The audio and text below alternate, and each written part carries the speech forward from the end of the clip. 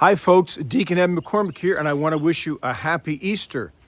And during the Easter season, we hear a whole series of readings that are meant to help us understand what does Jesus' resurrection mean for us and our world and for all of creation. And today's set of readings really do that for us, especially the reading from the Acts of the Apostles. And I want to set this up because I think this reading offers us some powerful insight into what's going on in our world today. As you know, the U.S. is involved in a war in Iran.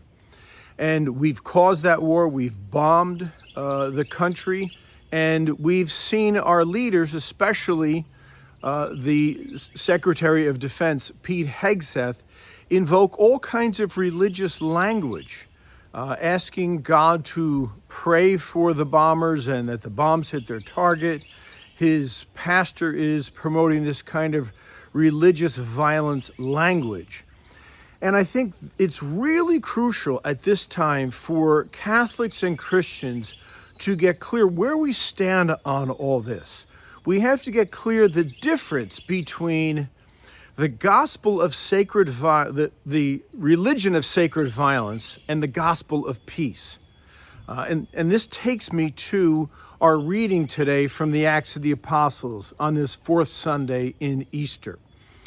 The scene is from chapter 2 of Acts, and Peter is speaking to a crowd. It's right after Pentecost in the Acts of the Apostles, and Peter is speaking to a crowd, and he says the following. He says that you crucified Jesus, but God is offering you forgiveness and the promised gift of the Holy Spirit.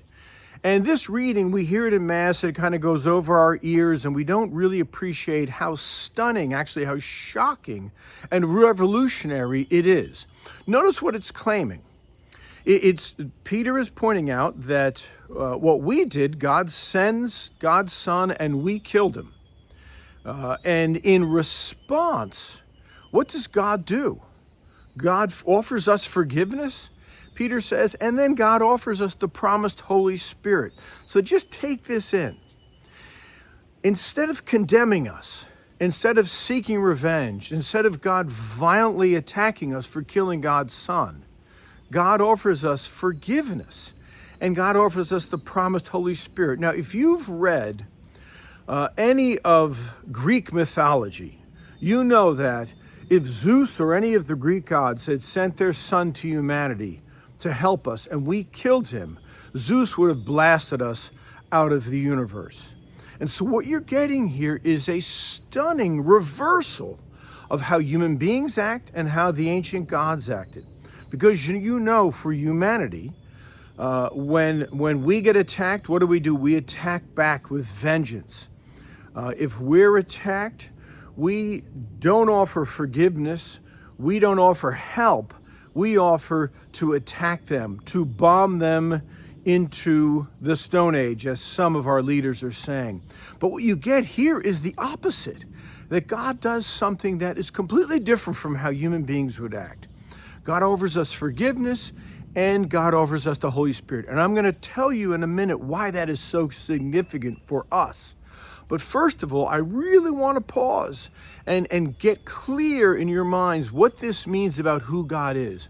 The resurrection of Jesus reveals that the living God of Jesus has nothing to do with death, has nothing to do with condemnation or revenge or violence. Because what God does in response to us killing Jesus is to reverse what we've done by raising Jesus from the dead. What God does in response to our killing Jesus is offering us forgiveness, offering us the Holy Spirit. And so the resurrection makes crystal clear that whatever image you have of the living God, you cannot associate death or violence or revenge or condemnation with the living God. That's for other kinds of gods. And so with the resurrection of Jesus, you begin to get this clear separation between the gods of war, the gods of violence and vengeance, lethality, as our leader of defense wants to say, and the living God, the God of utter life, that is the God of Jesus. You see, what the resurrection reveals is that the very nature of God as self-giving love, as forgiving love, as loving of enemies is such that God can't respond with vengeance and condemnation. There's not one word of this. When Jesus appears in the upper room, you never hear him condemn the disciples for betraying him and denying him. Instead, his presence is the embodiment of forgiveness. And so I want to just get clear in your minds the difference between the gods of violence and war and the gods of peace. The gods of violence and war always justify why we have to condemn and expel and kill a particular group, a particular person, compared to the God, the living God of Jesus, which is always ready to forgive and to restore and renew and bring new life. If you remember the story of Oedipus, there's a plague in the city of Thebes, and the local gods claim that the source of that plague is that some leader is sleeping with his mother, and that this has caused the plague. And consequently, the king, Oedipus, seeks out to find this person who has done this horrible thing and is the source of the plague. And of course, the irony of the whole story is that it's him, that his wife is actually his mother because of some curious, strange circumstance. And so he punches his eyes out and expels himself. You see, the gods always take the side of the mob against the individual. And what you get in the gospel is the reversal of this, in which you get the living God taking the side of the condemned Jesus and launching into human history a vision of God that takes the side of the martyr, the victim, the condemned, the vulnerable, the unfortunate one. And so when you get Pete Hegseth claiming that there's religious warrant for our attacking Iran, there's religious warrant that God's on our side, that God's on the side of us bombing them, and that's the way that peace comes about. You're not hearing the God of the gospel. You're not hearing the God of peace. You're hearing the God of sacred violence. And you can, in a sense, read the entire Bible, the whole Old Testament, as this gradual movement in which God is trying to free Israel from all these assumptions about sacred violence and see that God has nothing to do with that. God says in Isaiah 55, my ways are not your ways. And what we regularly do is pin onto the living God our practice of vengeance and condemnation and violence and murder and death. And the living God is saying, no, that's not who I am. And the resurrection of Jesus is the final act of God to show that God has nothing to do with this. So what does this mean for us, that God offers us forgiveness and the Holy Spirit despite our violent acts? Well, first of all, it means that no matter what we do, God will continue to love us. There's a sense in which God is like the sun.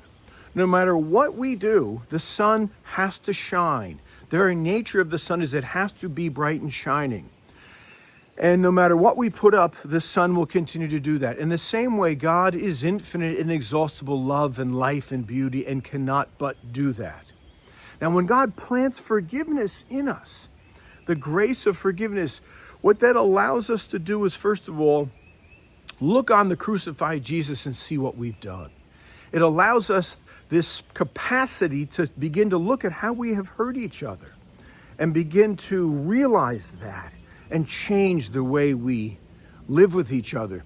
You notice how revenge and bitterness and condemnation tightens up the distance between us. It creates further and further distances between us. But forgiveness, where I can see how I've hurt you or you can see how you've hurt me, that opens up a new possibility of relating.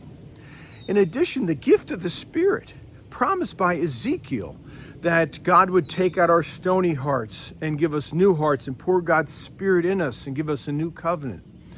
The gift of the Spirit is all about the renewal of relationships, this new divine capacity to relate in the way God always intended us to relate. which allows us to be forgiving and compassionate and to stand on the side of the victim and to resist our tendencies for violence. Because you see, we're locked into revenge and greed and injustice and cruelty and death. And the coming of God's forgiveness and the coming of the Holy Spirit unlock us, free us from that prison, that way of relating, that futile, destructive way of relating, and opens up the possibility of a new way of relating that God always intended for humanity, that is embodied in Jesus. So happy Easter, my friends.